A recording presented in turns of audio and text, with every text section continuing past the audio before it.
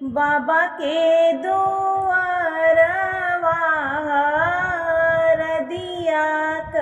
पेड़वा हरदी फूलैया धी रात जी घोड़वा चढ़ल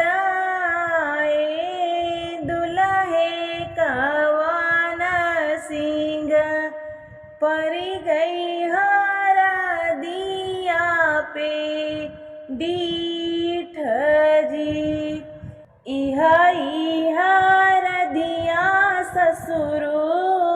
दाए जले बाई रंग भई